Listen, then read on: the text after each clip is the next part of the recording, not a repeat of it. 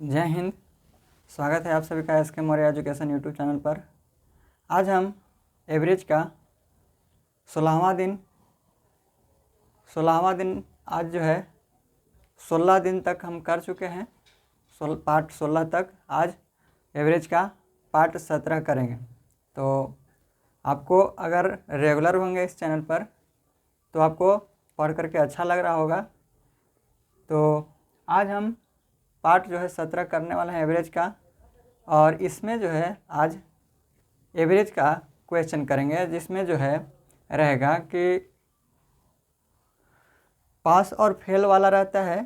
तो इसको हम एवरेज से जो है एलिगेशन से हम बनाएंगे एवरेज का क्वेश्चन, और बहुत ही आसानी से बहुत ही अच्छे क्वेश्चन को हम एलिगेशन मेथड से बनाएंगे।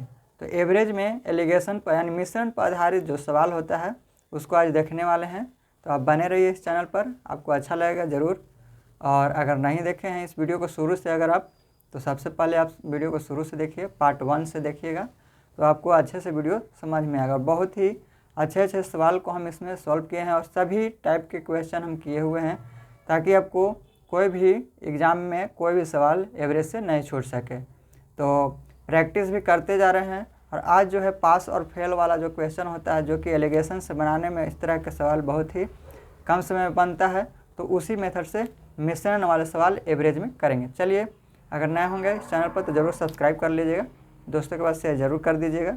और चलिए अब स्टार्ट करते हैं। देखिए, क्वेश्चन नंबर 1 में है, कह रहा है कि एक परीक्षा में 120 विद्यार्थियों के अंकों का जो औसत है वो 35 है। यदि उत्तीर्ण होने वाले परीक्षार्थियों के अंकों का औसत 39 है। कह रहा है कि उत्तीर्ण होने वाले परीक्षार्थियों के अंकों का जो औसत है वो 39 है, तथा फेल होने वाले परीक्षार्थियों के अंकों का औसत 15 है।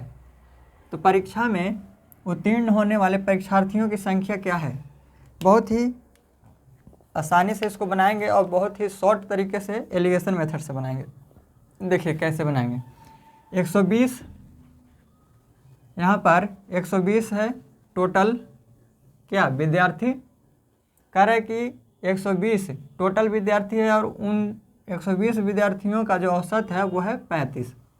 तो जो इसमें 120 विद्यार्थी हैं, इसमें पास और फेल दोनों वाला है। तो पास और फेल दोनों का जो एवरेज है वो जब एलिगेशन मेथड से बनाते हैं तो बीच में रखते हैं, यानी यहाँ पर पास होगा और यहाँ पर फेल होगा, और इन दोनों को जब ऐड करेंगे तो जो बीच का जो औसत होगा, इन दोनों को मिलाने के बाद जो औसत बनेगा वो कहाँ लिखेंगे? यहाँ पर लिखेंगे। यहाँ पर जो औसत होगा वो दोनों को मिलाने के बाद जो औसत बनेगा वो बीच में लिखेंगे। तो एलिगेशन मेथड आप जानते होंगे, बहुत ही आसान होता है। तो कई तरह के जो है क्वेश्चन में इसको एलिगेशन मेथड को यूज करते हैं। अब देखिए यहाँ पर दिया हुआ है उत्तीर्ण होने वाले यानी पास होने वाले परीक्षार्थियों की जो अंकों का जो औसत है वो है 39। तो पास वाले 39 औसत हो गया। फेल होने वाले परीक्षार्थियों के अंकों का औसत है 15, तो फेल होने वाले 15। अब यहाँ पर कह रहा है कि एक परीक्षा में 120 विद्यार्थियों के अंकों का जो औसत है, यानी टोटल पास और फेल मिला करके टोटल 120 विद्यार्थी हैं, तो 120 विद्यार्थियों का जो औसत है वो 35 है। तो इसको कहाँ लिखेंगे? बीच में लिख देंगे। अब एलिगेशन में आपको इस तरह से ऐसे घटा देना है, बस ये आप घटाएंगे तो यहाँ पर 20, 10, 30, 5, 35 यानी 20 आ जाएगा। 39 में से 35 घटाएंगे तो 4 आ जाएगा, यानी 5 के 20, तो ये आ जाएगा 5:4 आ जाएगा। ये जो आता है यहाँ पे वो संख्या का अनुपात आता है, संख्या का रेशियो आता है। ध्यान रखेंगे आप कि यहाँ पे जो रेशियो काटने के बाद आता है, जो रेशियो बनता है वो क्या होता है? तो संख्या का अनुपात होता है, संख्या का रेशियो होता है। अब यहाँ पे आपको टोटल जो संख्या है विद्यार्थी का पास और फेल दोनों का जो यहाँ पे संख्या है वो 120 है। अब 120 टोटल है और यहाँ से संख्या रेशियो में है, तो यहाँ से टोटल कितना है? तो 5 और 9 है। तो यहाँ पे संख्या का तुलना संख्या से करेंगे तो ये हो जाएगा, यहाँ पे 5, ये 1 यहाँ पर है तो 5:1 है यहाँ पे रेशियो, तो ये 5 अब 1 क्या हो जाएगा 6 हो जाएगा। तो यहाँ पर 6 लिखेंगे। यहाँ पर टोटल 120 और यहाँ पे टोटल रेशियो में 6 है, तो यह हो जाएगा 20 छक्का 20 से, यानी 1 का जो मान आया वो 20 आया। अब हमें निकालना है, कह रहा है कि यहाँ पे परीक्षा में उत्तीर्ण होने वाले परीक्षार्थियों की संख्या क्या है।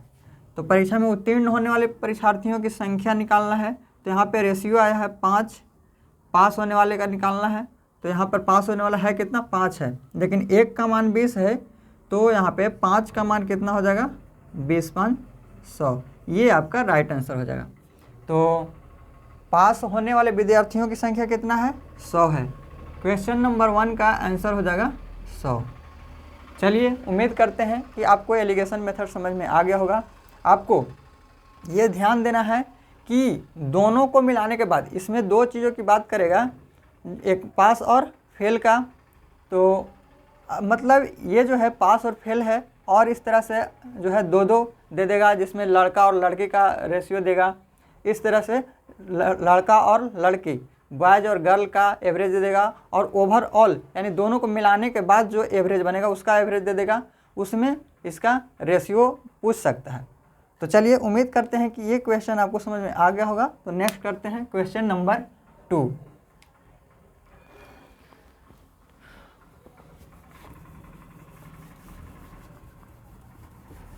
क्वेश्चन नंबर 2 है, कह रहा है कि 8 है, 8 प्रौढ़, यहाँ पर क्या है प्रौढ़ है, 8 प्रौढ़ तथा कुछ नाबालिगों के परिवार में प्रति व्यक्ति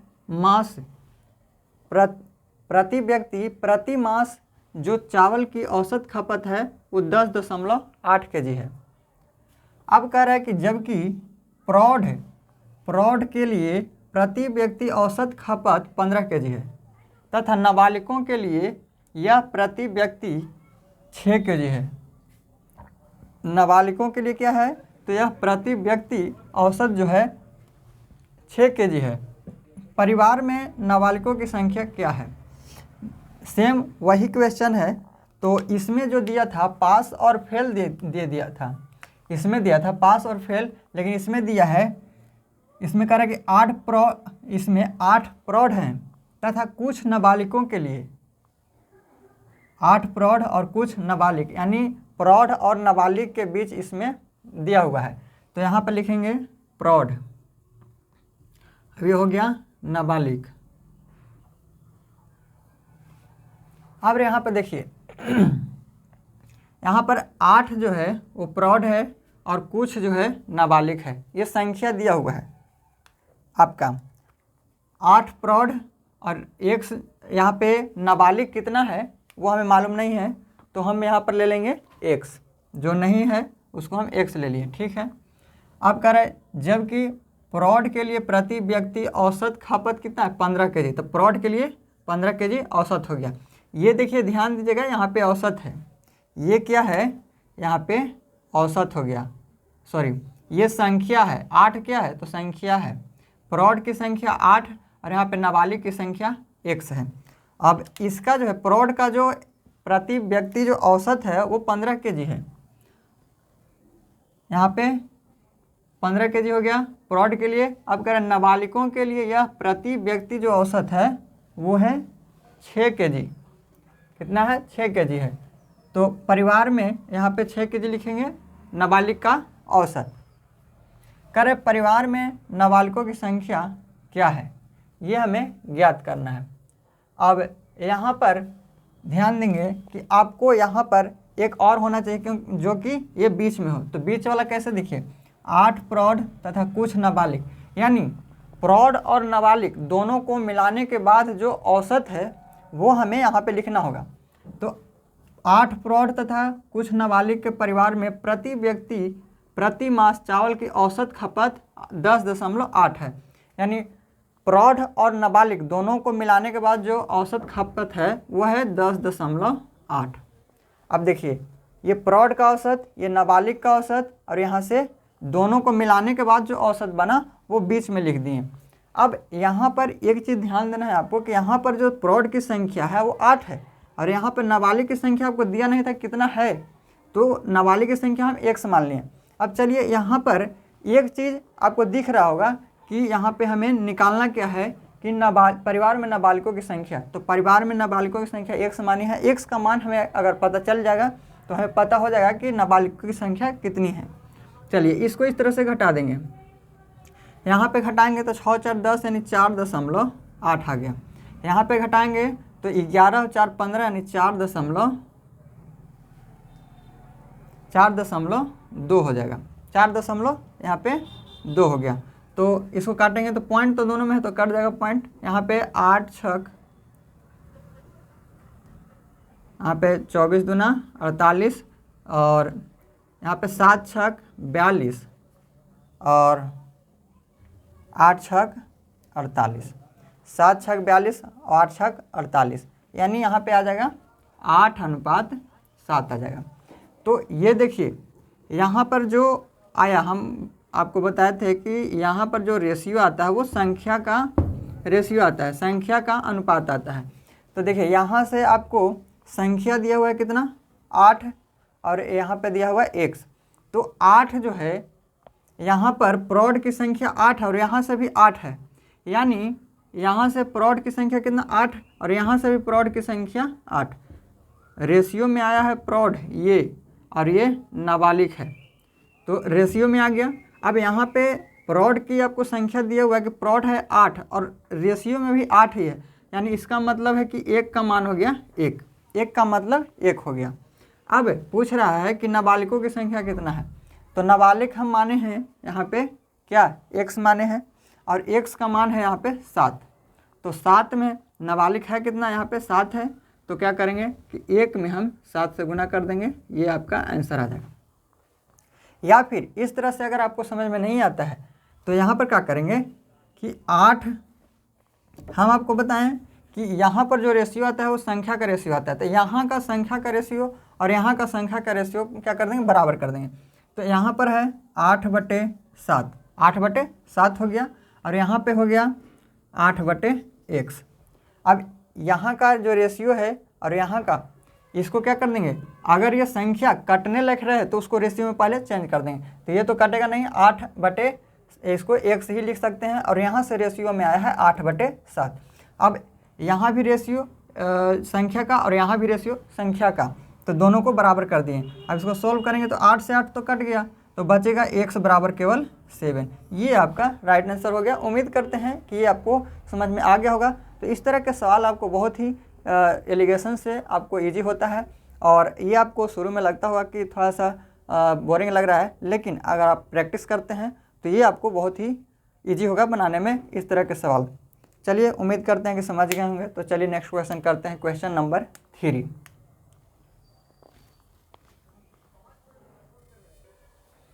देखिए यहाँ पर आंसर हो जाएगा इसका, क्वेश्चन नंबर 2 का आंसर हो जाएगा 7। क्वेश्चन नंबर 3 करेंगे।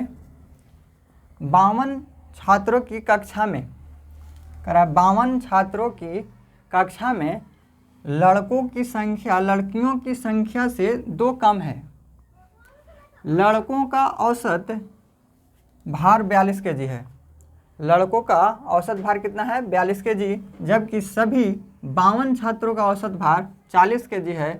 तो लड़कियों का औसत भार लगभग कितना है ये हमें ज्ञात करना है, यानी ये पॉइंट में आने वाला होगा आंसर इसका, इसलिए बोल रहा है कि लड़कियों का औसत भार लगभग में ज्ञात करना है। चलिए निकालते हैं।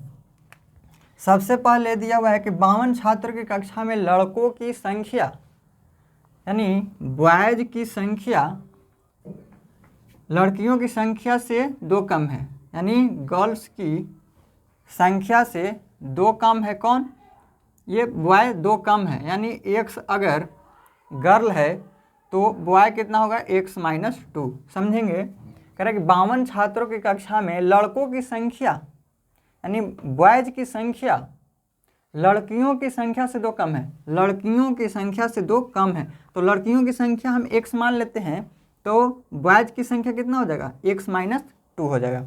चलिए यहाँ तक आप समझ गए होंगे। अब देखिए ये जो है x - 2 बॉयज़ की संख्या और यहाँ पे x है गर्ल्स की संख्या। अगर इन दोनों को टोटल अगर संख्या को मिला देते हैं, इन दोनों संख्या को मिला देते हैं तो ये टोटल बॉयज़ और गर्ल आ जाएगा। तो देखिए 52 है छात्र, यानी इसमें कुछ बॉयज़ और कुछ गर्ल्स होंगे, तो टोटल कितना है 52 छात्र। अब 52 टोटल है तो यहाँ 52 किसके बराबर हो जाएगा, यानी गर्ल्स और बॉयज़ को दोनों को मिला देंगे तो 52 आ जाएगा। तो ये x - 2 और प्लस x, इसको दोनों को क्या करेंगे ऐड कर देंगे, ये भी तो दोनों संख्या ही है। तो गर्ल्स और बॉयज़ दोनों को अगर मिला देते हैं तो हमको 52 आना चाहिए, यानी x - 2 प्लस x बराबर 52। अब x यहाँ पर कितना हो जाएगा 52 बराबर ये हो जाएगा 2x - 2। अब 2x बराबर हो जाएगा, ये -2 है तो इधर आएगा तो 54 हो जाएगा और x बराबर 27 आ जाएगा। अब देखिए यहाँ से बॉयज़ और गर्ल की संख्या निकल जाएगा, कैसे, x का मान 27 आया है तो x जब यहाँ पे गर्ल्स हो गया कितना 27, और जो बॉयज़ है वो गर्ल्स की संख्या से 2 कम है, यानी x के मान 27 बैठाते हैं, 2 घटा देंगे तो ये 25 हो जाएगा। तो देख लीजिए यहाँ पर कह रहा था कि बॉयज़ की संख्या गर्ल्स की संख्या से 2 कम है, तो 27 है जब गर्ल्स तो बॉयज़ हो जाएगा 25, 2 कम। चलिए ये आप समझ गए होंगे। अब चलिए इसको बनाते हैं। कह रहा है यहाँ तक तो हो गया, कह रहा है लड़कों का जो औसत है, औसत भार 42 kg है, बॉयज़ का 42 kg, यहाँ पे बॉयज़ की संख्या देख लीजिए कितना है 25 है, तो ये संख्या को आप लिख लीजिए। अब इसका बॉयज़ का जो एवरेज है वो 42 kg है। अब जबकि सभी 52 छात्रों का जो औसत भार है वो 40 kg है। सभी छात्रों यानी सभी जो 52 छात्रों हैं, यानी लड़का और लड़की दोनों को मिलाने के बाद जो एवरेज होता है उसको कहाँ लिखते हैं, बीच में लिखते हैं। अब यहाँ पे गर्ल्स हो जाएगा, तो गर्ल्स की संख्या है कितना 27 है, ठीक है, पहले आप लिख लीजिए।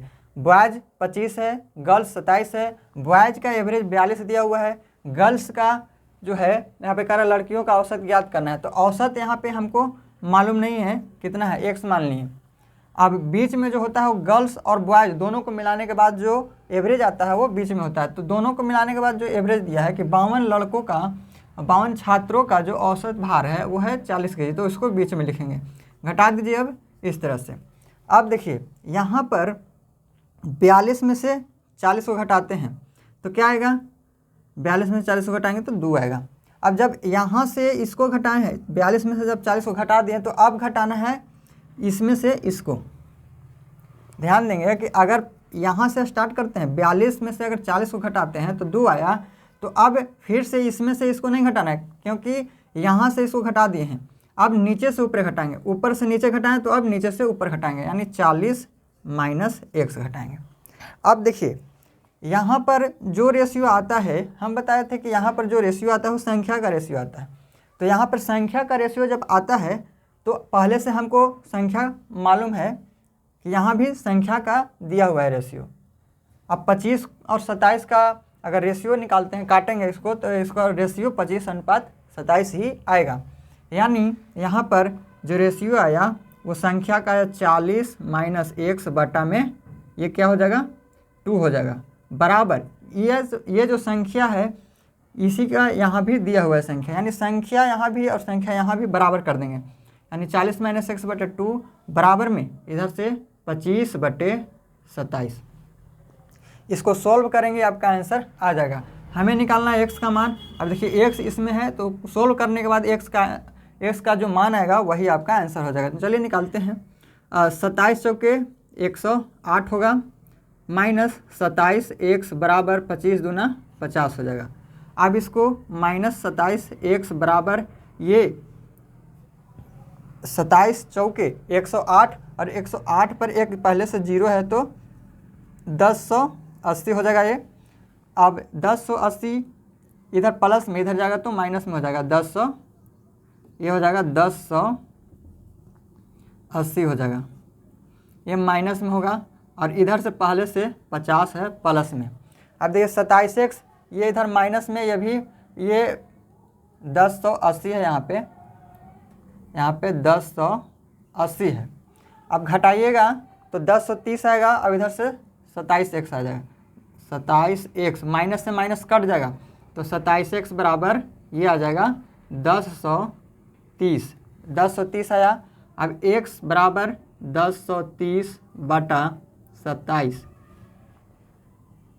1030 बटे 27, इसको काटेंगे तो 27 दिए 81, काटेंगे तो 27 दिए 3 बार में कटेगा तो 27 दिए 81, और फिर से बचेगा इधर से 22 बच जाएगा।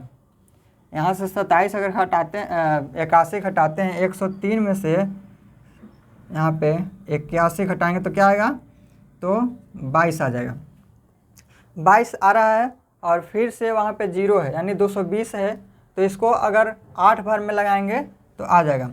8 बार में लगाते हैं यानी 27 8 है करेंगे तो ये लगभग में आएगा, पॉइंट में आएगा, तो हमें लगभग में ही ज्ञात करना है। तो कितना आ जाएगा, 8 बार में ये कट जाएगा, पूरा पूरे नहीं कटेगा, लेकिन लगभग में हमें ज्ञात करना है। तो कितना आंसर हो जाएगा, तो ये 38 हो जाएगा। तो चलिए उम्मीद करते हैं कि समझ गए होंगे। ये बहुत ही अच्छा क्वेश्चन था। तो आपको कैसा लगा आप कमेंट करके ज़रूर बताइएगा कि इस तरह का मेथड आपको अच्छा लगा या नहीं लगा। चलिए क्वेश्चन नंबर 4 और 5 करते हैं। देखिए नेक्स्ट क्वेश्चन है क्वेश्चन नंबर 4। किसी कारखाने में मैनेजर एक कर्मचारियों के साप्ताहिक वेतन, मैनेजर तथा कर्मचारी, यहाँ पर मैनेजर तथा कर्मचारियों के साप्ताहिक वेतन का औसत कितना है, 400 रुपये है। मैनेजरों के साप्ताहिक वेतन का औसत है 2400 रुपये, जबकि कर्मचारियों के साप्ताहिक वेतन का जो औसत है वो है 300 रुपये। मैनेजरों तथा कर्मचारियों की संख्याओं में क्या अनुपात है। देखिए यहाँ पर किसी कारखाने में मैनेजर और कर्मचारी काम कर रहे हैं, जो कि उनका जो साप्ताहिक वेतन है उसका औसत है, साप्ताहिक वेतन का जो औसत है वो कितना है, 400, यानी दोनों को मिला करके जो औसत है वो कितना, 400। इसके बाद करें मैनेजर के साप्ताहिक वेतन औसत है, साप्ताहिक वेतन का जो औसत है 2400 रुपया है।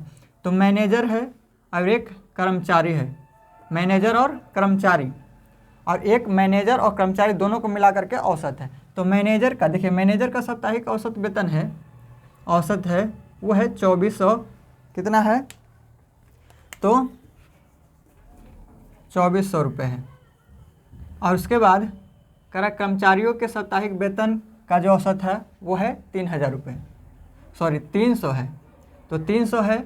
और यहाँ पर देखिए दोनों का जो दिया हुआ है कि कारखाना में मैनेजर तथा कर्मचारियों में के साप्ताहिक वेतन का औसत है 400 रुपये, यानी दोनों को, इन दोनों को मिलाने के बाद जो एवरेज है वो है 400 रुपये। तो जो दोनों को मिलाने के बाद बनता है एवरेज वो होता है बीच में। तो इस तरह से अब घटा देना है। ये 300 यहाँ पर 2400 में से 400 जाएगा तो हो जाएगा 2000, ये 2000। अब 400 में से 300 घटाएंगे तो हो जाएगा 100, 2 जीरो से 2 जीरो, यानी यहाँ पर रेशियो आया 1:20। क्या पूछा है, पूछा है कि मैनेजर तथा कर्मचारियों की संख्याओं का अनुपात। तो इस संख्याओं का अनुपात ये है, इसका मैनेजर और कर्मचारी की संख्या का अनुपात कितना होगा, 1:20 हो जाएगा। चलिए उम्मीद करते हैं कि आप समझ गए होंगे। अब नेक्स्ट क्वेश्चन, क्वेश्चन नंबर 4 करते हैं। क्वेश्चन नंबर 4 हो गया है, क्वेश्चन नंबर 5 करते हैं। देखिए ये देखिए यहाँ पर है, एक कक्षा के 48 छात्रों का औसत कितना है, 45। 48 छात्रों का औसत कितना है, 45, यानी कक्षा में जितने भी स्टूडेंट हैं वो उसका जो औसत है वो 45 है। अब कह रहा है कि उस कक्षा में, उस कक्षा के जो है लड़कों का जो औसत अंक है वो 40 है तथा लड़कियों के औसत अंक 50 हैं। कह रहे कक्षा में लड़कों तथा लड़कियों की संख्या का अनुपात ज्ञात करना है। चलिए ये हो गया 1:20 क्वेश्चन नंबर 4 का। क्वेश्चन नंबर 5 बनाते हैं। क्वेश्चन नंबर 5 का है, एक कक्षा में 48 छात्रों का जो औसत है वो 45 है। उस कक्षा में लड़कों का जो औसत यानी बॉयज़ का जो औसत है वो है 40, और यहाँ पे गर्ल्स का जो औसत है, लड़कियों का जो औसत दिया हुआ है 50 दिया हुआ है। तो बॉयज़ और गर्ल्स दोनों का औसत हो गया। अब कुल टोटल यानी बॉयज़ और गर्ल्स दोनों को मिलाने के बाद जो औसत है, यहाँ पे देखिए 48 छात्रों का औसत क्या है 45 है, यानी कक्षा के 48 छात्र जिसमें क्या है बॉयज़ और गर्ल हैं, तो उन टोटल सभी का जो औसत है वो है 45, तो उसको बीच में लिख देंगे, हटा देंगे। 50 में से 45 गया 5, तो 45 में से 40 जाएगा तो 5 आएगा, काट देंगे इसको, रेशियो आएगा 1:1। अब ये जो है इसका रेशियो आ गया, बॉयज़ और गर्ल्स का जो संख्या का जो रेशियो होगा वो 1:1 होगा। तो ये क्वेश्चन नंबर 4 का और क्वेश्चन नंबर 5 का। उम्मीद करते हैं कि इस तरह के सवाल अब आपको कोई भी प्रॉब्लम नहीं होगा, और भी इसमें क्वेश्चन प्रैक्टिस करेंगे अगले वीडियो में। तो कैसा लगा आपको कमेंट करके ज़रूर बताइए, आपको वीडियो कैसा लगा। एलिगेशन मेथड आपको मिश्रण से एवरेज बनाने में कैसा जो है आपको लग रहा है, तो आप कमेंट करके ज़रूर बताइएगा कि आपको कैसा लगा। अगर ठीक लगता है तो आप ज़रूर लाइक कीजिएगा, वीडियो को शेयर कीजिएगा, और नए होंगे तो इस चैनल को ज़रूर सब्सक्राइब कर लीजिएगा। तो ठीक है, अब मिलेंगे नेक्स्ट वीडियो में। थैंक यू, जय हिंद।